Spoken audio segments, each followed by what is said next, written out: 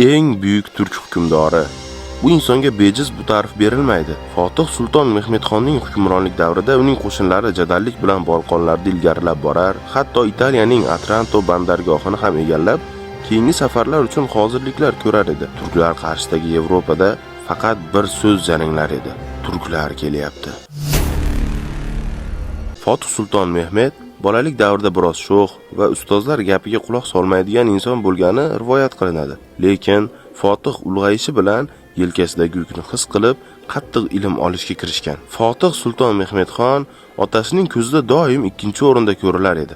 Uning akasi Olovuddin juda iqtidorli va yenicherilar orasida ham e'tiborli edi. Fotihning otasi Murod II davlat iqbolini Olovuddinda ko'rar edi. Lekin shahzoda Olovuddin xastalikka chalinib vafot etadi. Davlatda esa taxtga da'vogar bitta shahzoda Mehmed edi. Shahzoda Mehmed juda ham iqtidorli vazirlar va shayxlardan dars olgan. Misol uchun, Shohin Shahobiddin Pasho uning katta lalasi, ya'ni ustozi edi. Bundan tashqari u Mehmed Zaganos Pasha va Chandarli Pashadan ham davlat ishlari yuzasidan ta'lim olgan. Shahzoda Mehmedga diniy tomonlama tarbiya bergan ustozi esa Shayx Oq Shamsiddin edi. Bu insonlardan Fotih juda ham chuqur ilm olgan. Bunday buyuk insonlarning ikkinchi Mehmedga ustozlik qilishi ham uning kelgusidagi zafarlari uchun bir poydevor bo'ldi.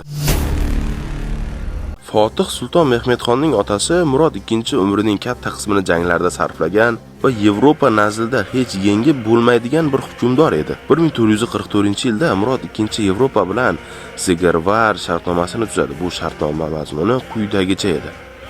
Yevropa davlatlari va Usmonlilar 10 yil davomida urushmay, savdo hamda tinchlik shartnomasida bo'ladilar. Bu shartnomaga ishongan Sulton Murod o'z o'g'li Mehmedni taxtga chiqarib, o'zi esa Bursada yashashni boshlaydi. Sulton Mehmed taxtga o'tirganida 12 yoshda edi. Bu yosh sultonni taxtga chiqishini fursat deb bilgan Yevropa birlashib, Usmonli ustiga yurish qilish uchun tayyorgarlik ko'ra boshlaydi. Bu tayyorgarlik xabarini olgan Sulton Mehmed o'z otasiga xat yuboradi. Xatda: "Agar siz sulton bo'lsangiz, keling taxtingizga o'tiring. Agar men sulton bo'lsam, amir buyuraman. Keling va qo'shinni boshiga sarkarda o'laroq chiqing." Bu maktub Murod IIga yetib bormaydi. Chandarli Pasho maktubni o'zgartirib, Mehmedni bu jangga kirishdan qo'rqib, sulton otasini chaqirayotgan ifodaga keltiradi. Bu maktub Murod IIga yetib borganda, u poytaxtga qaytadi.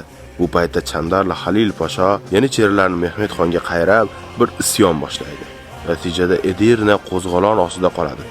Bu murakkab vaziyatda Mehmedxonning otasi Murodxon yana taxtga o'tirib, isyonni bostirib, Mehmedxonni Manisa viloyatiga jo'natadi. Oradan 3 yil o'tib esa Murod II xastalikka chalinib vafot etadi. Uning o'rniga esa yana Sulton Mehmedxon chiqadi. Fotih Sulton Mehmedxon ikkinchi marta taxtga o'tirganda unga bo'lgan ishonch juda past edi. U avval bir marta taxtdan tushirilgani va siyosiy muvaffaqiyatsizlikka uchragani bunga sabab edi. Ammo Fotih juda oqilona siyosat yurita boshlaydi. U Usmonli siyosiy tizimida yaxshigina o'rnashib olgan Chandarli Pashoni yo'q qilishni o'ylar edi.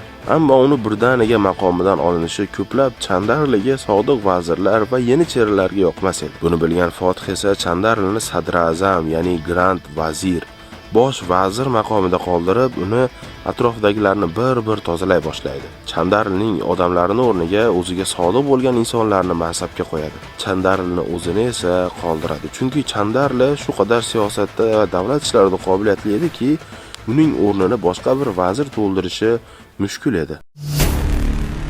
Fotih Sulton Mehmedxon taxtga o'tirib, tashqi siyosatda muloyimlik qilayotgan paytda Karaman beyligi Usmonliga urush uyushtirib, Usmonli hududlarini istilo qilishni boshlaydi. Bu xabarni eshitgan Fotih Sulton Mehmed juda katta qo'shini bilan Karaman beyligi hududlariga yetib keladi. Usmonli qo'shinini qarshida ko'rgan Karaman bey Ibrohim bey taslim bo'lishni, Usmonliga tobe bo'lishini bildiradi. Lekin Fotih Sulton Mehmedxon Karamandan yana tahdid kelishi mumkin deb hisoblab, bu sulolaga barham berish niyatida edi. Lekin shu orada Fotihga bir guruh elchilar keladi. Ular Vizantiya elchilari edilar. Bu elchilar Fotihga: "Sizni bizning shahrimizda saqlanayotgan sulolangiz a'zosi Shahzoda Urxanni saqlayotganimiz uchun va uni Usmonli taxtiga o'tirgizmayotganimiz uchun beriladigan 300 ming aqcha o'lponni endi 2 karra ko'proq to'laysiz.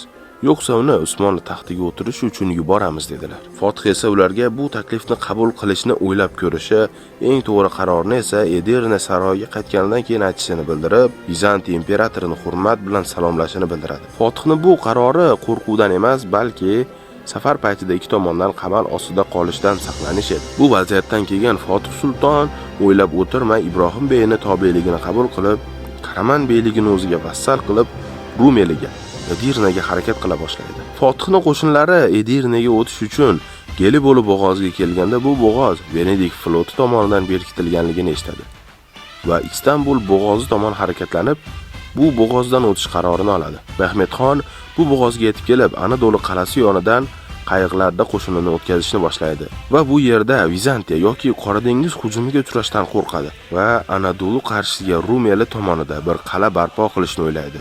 Bu qala Rum eli qalasidir. Bu qala 4 oydek bir qisqa muddatda barpo etiladi. Qala Konstantinopolisga Qora dengizdan keladigan yordamni to'sish va bo'g'ozdan o'tayotgan kemalardan o'lpon olish vazifasini bajarardi. Fotih sulton Mehmedxon bu qalani qurish bilan asl maqsadi Konstantinopol ekanini o'rtaga chiqaradi va butun Konstantinopolda vahima boshlanadi. Rum eli hisari qurib bitirilgandan keyin o'sha davr Rum tarixchisi Kritavulas bu vaziyatni shunday izoh etadi. Imperator va xalq Mehmedni bu hozirliklarini nimaga olib kelishini juda yaxshi bilar edi. Bu hozirliklar bir yengilish va mahkumiyat ekanini taxmin qilar edilar va bu taxminlarida adashmadilar.